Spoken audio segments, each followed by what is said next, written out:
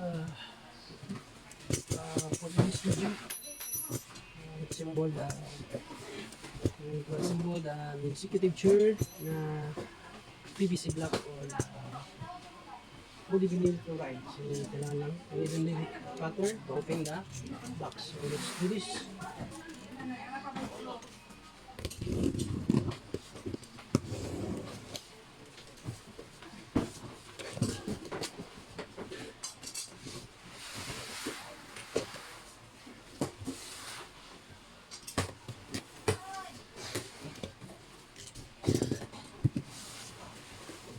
Next. So, you open the box. Next. So, we're going to pull out the parts of the cherry. First, these are the arms.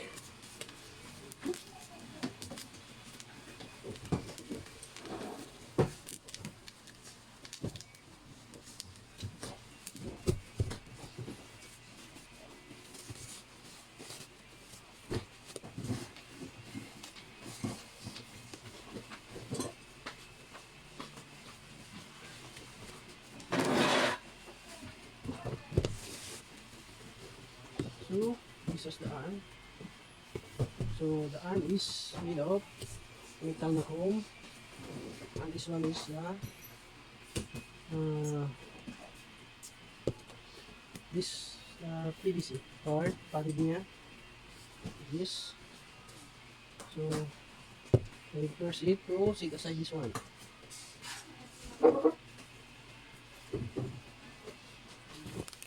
Next is the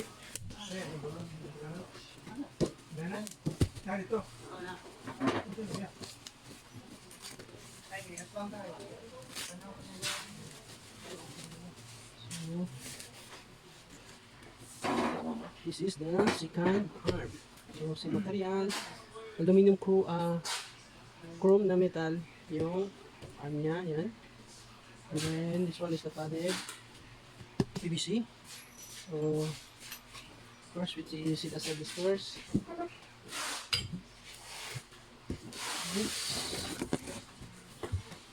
We're going to pull out the other parts. This one.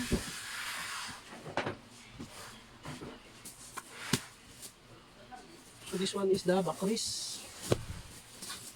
So remove the plastic.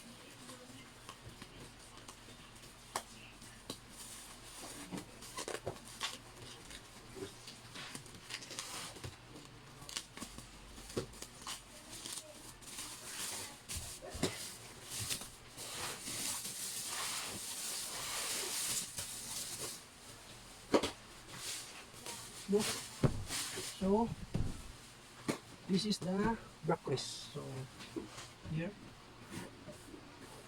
this one. So this is the design. The holstered backrest and with foam and foam siya. This is the design. That's like that. And this is the back portion. And this one, 4 holes for the attach separation papers. So this is the material. See? This is PVC block. So let's set aside first.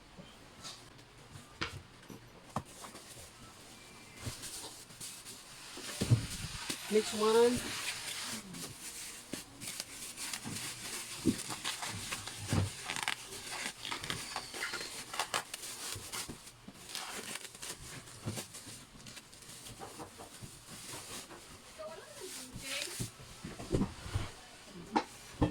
Tingnan boy.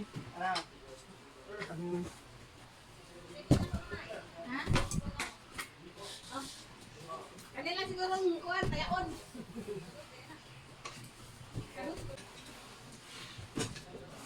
Next one is, and this is our back setlist.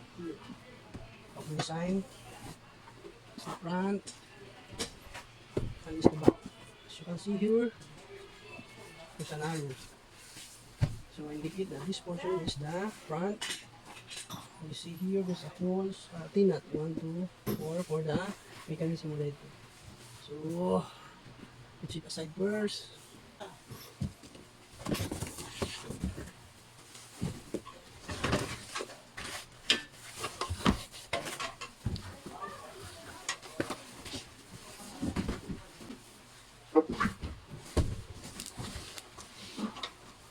So,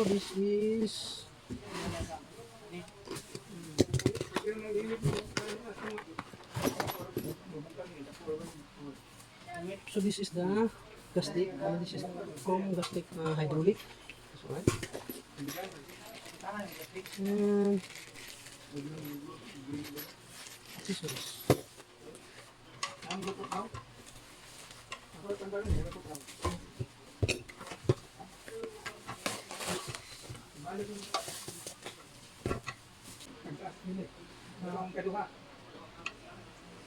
So then next is this one.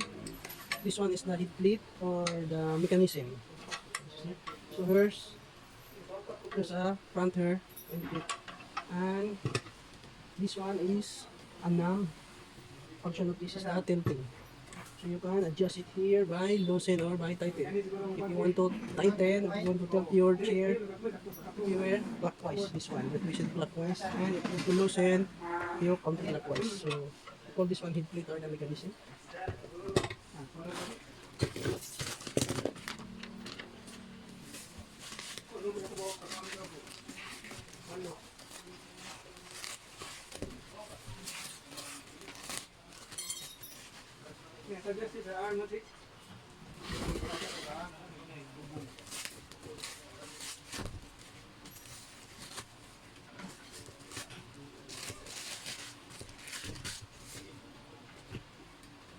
So this one is the starbase. This is a chrome metal.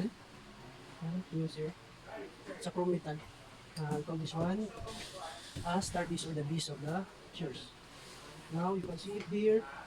There's a hole for the caster. So this is a starbase, a chrome starbase. So and then we have also here this one. Name of it is the caster. This is a nylon material, plastic, nylon plastic. So this is the wheels. Alright, call it caster. So here we need to put on here like this. So that's very simple, my friend. Get that in, my friend. Yeah. See? It keep going. So this is our starbase na chrome and this is our caster na nylon. Next then, see we have the hydraulic or this is called gasket. So we put it inside like that. So it's very simple, my friend. We have to set it aside first. This one, my friend. This is our citrus. And this portion is the front. So this is the back. So next procedure, my friend, is going to install this one, our head plate for our mechanism. So put it here back like this. Like that, my friend. There's a T-nut here installed already, my friend, and we need to put it for like this, my friend. The head plate or the mechanism, my friend. And we need the bolt, the smallest one, the 20 mm here. Good. No po siya gamit ko buhay kung ibigay gamit buhay. Dahil ako kapag dyan. So there's only 4. Like this, my friend.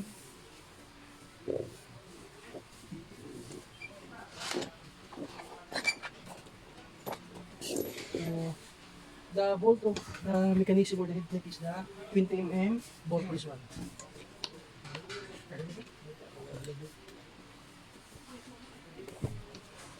And then, my friend, we're going to tighten the bolt.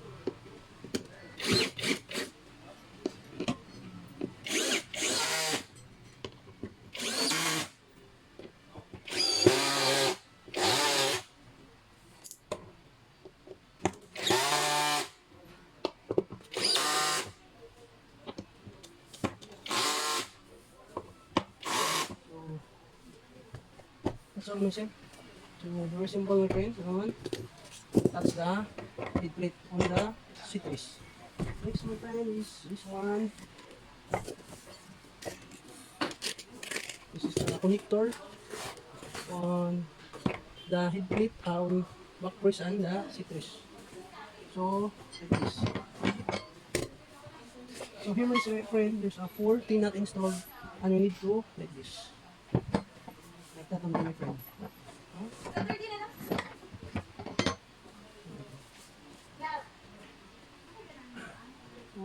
this.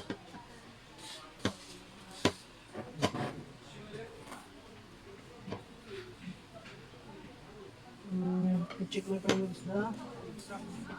Sa composition na ni. Okay.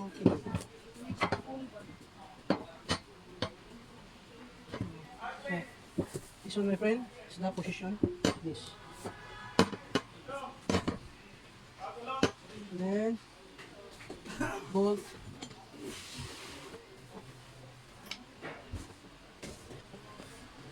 And the bolt my friend is 25 mm.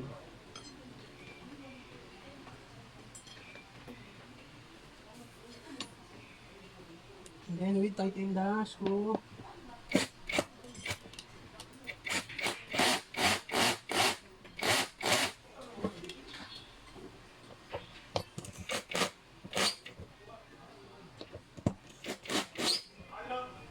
Stop.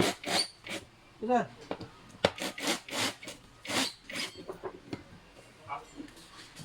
So,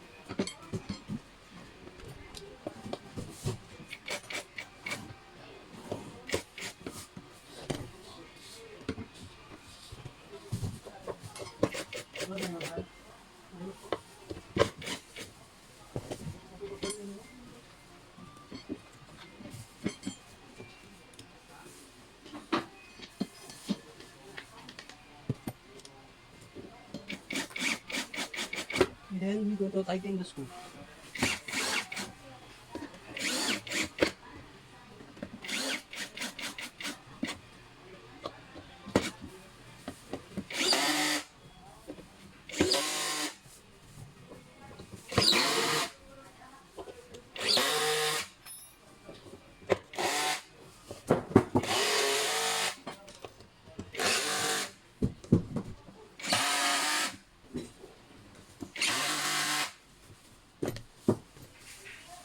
Okay, after we install this one, the G-bar next is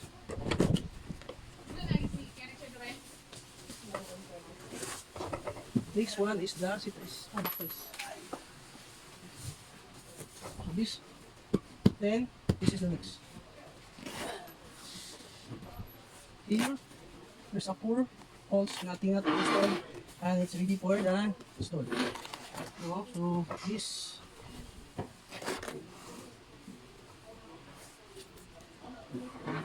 Try ka bigas bugay ba? Bugay, tara bigas.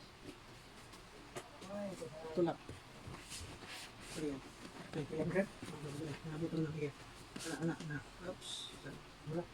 Wala.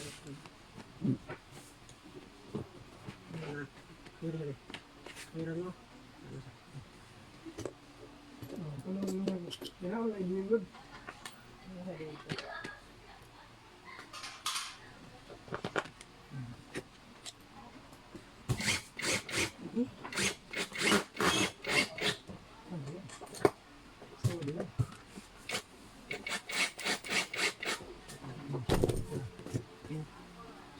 So, bolt is 25 mm. Here.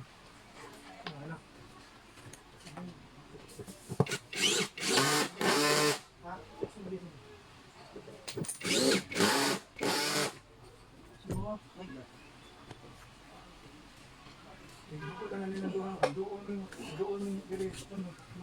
Tagal kanino? Pagkanito. So,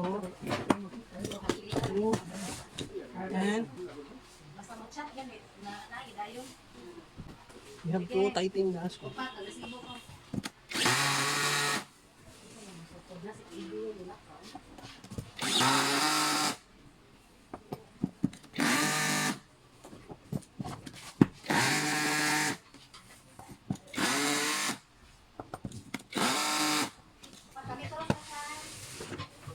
Also here.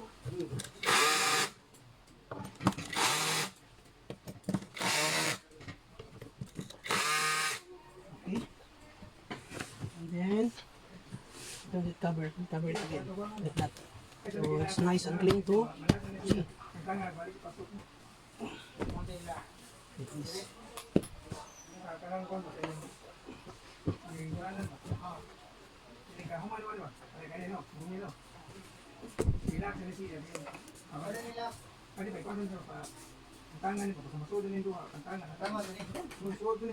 So next, my friend, is we're going to install the arm. Pwede na nag-i-isol sir? Ay ipailaw sir? Pwede na di-pailaw? Ano lang? So this is the Pwede arm. na di-pailaw sir? Here, these are the bolts, 14 in, like this. And here.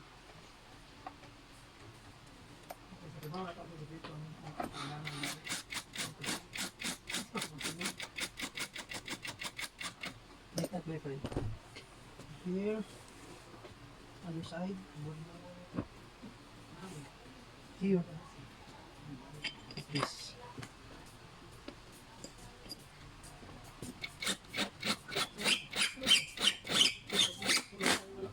Then going to tighten the screw. So here,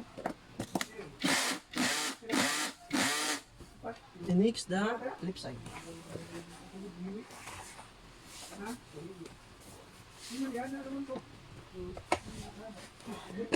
So here, go here, and also here. So now, going to connect the left side arm.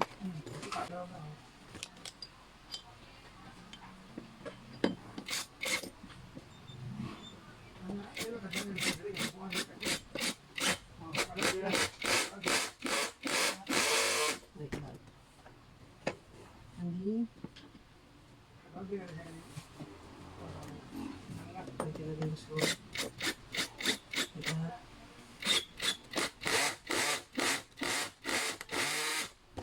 And so here.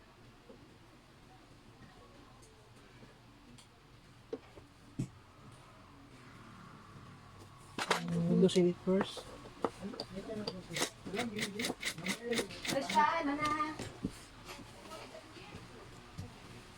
Now the last one, about 40